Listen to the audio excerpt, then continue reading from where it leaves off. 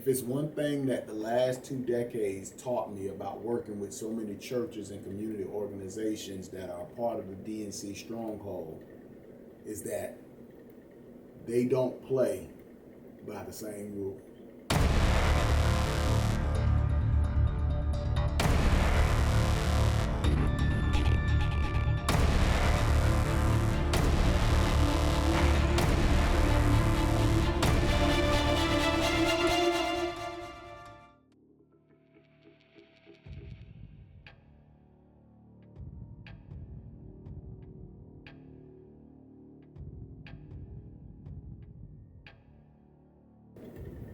You know, I'm watching many conservative commentators and content creators cheer and gloat about how bad the Democrats are looking in this election. Like that really matters. If it's one thing that the last 2 decades taught me about working with so many churches and community organizations that are part of the DNC stronghold, is that they don't play by the same rules. Do you really think that the same party that lies that requiring an ID to vote is racist to black people? We have seen it through voter ID laws. You can't get on the rolls, and if you get on the rolls, you can't stay. I think voter ID laws are a way to perpetuate racism. Would you go as far as say those laws are racist? For sure. Do you think it suppresses the African American vote? Definitely. Tell us how. Because they're less likely to have state IDs. Minority voters are less likely to have the kinds of IDs that have been described or required. These type of people don't live in areas with easy access to DMVs or other places where they can get identification. I think that's harder for black people to go online. Well, I feel like they don't have the knowledge of how it works. Do you carry ID? Yes, I do. Do you know any black person who doesn't carry ID? No. Everyone that I know has an ID. Why would they think we don't have ID? Because I have my ID and my friends have their ID, so like we know what we need to carry around. Everybody that I know have ID. Like that's one of the things you need to walk around with New York with, ID. Do you know any black adult who does not have ID? No, I don't. Is it a weird thing to even say that? Yes, it is. That's a lie. Why would they say that? Do you have ID? Yes. And this is also the same party that has supported millions of illegal immigrants flooding our country and is now trying to give them voting rights and don't want voter rolls to be cleared of non-eligible voters, really care about honest elections. Never have, never will. Their history is clear from the very moment of their inception to this present day.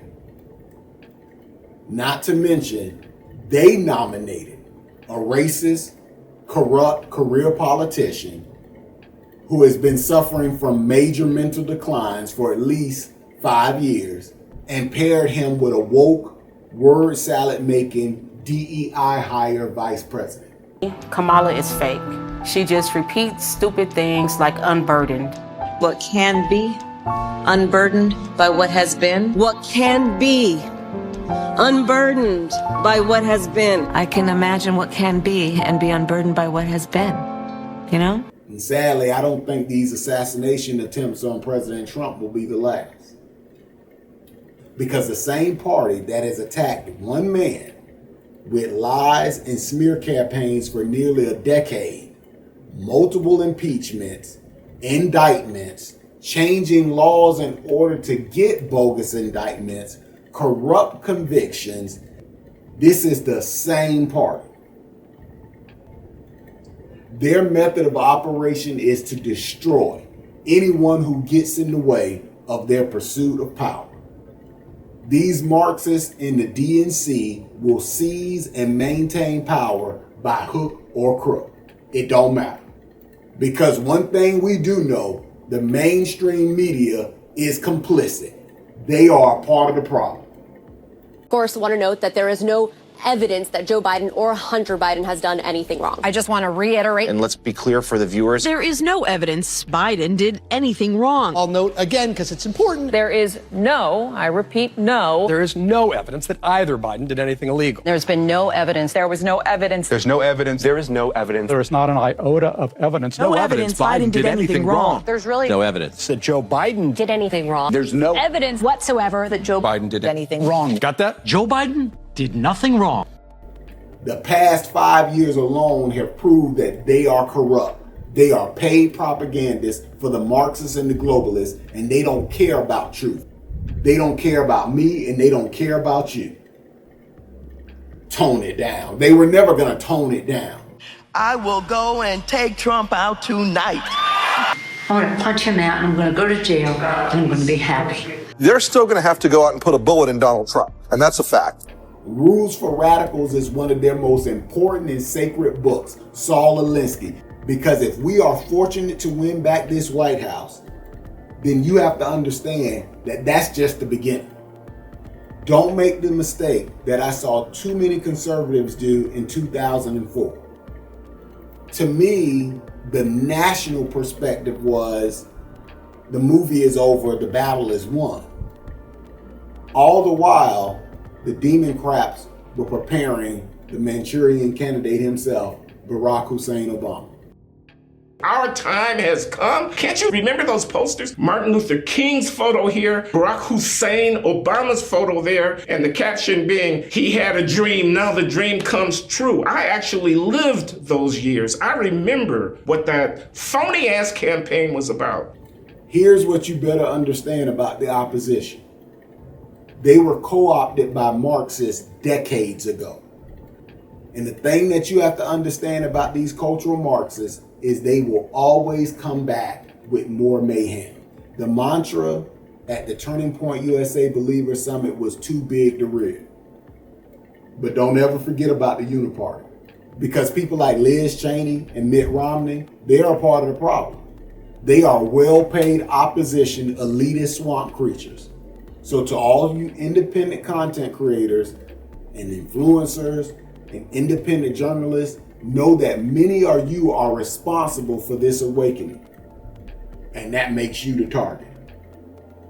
When I tell you that these wokeites and these elites despise the fact that mainstream media is falling apart and that they can't control the narrative on independent media, they hate it. So you better back up all your content and start working on a source of alternative income. Those of you who are monetized.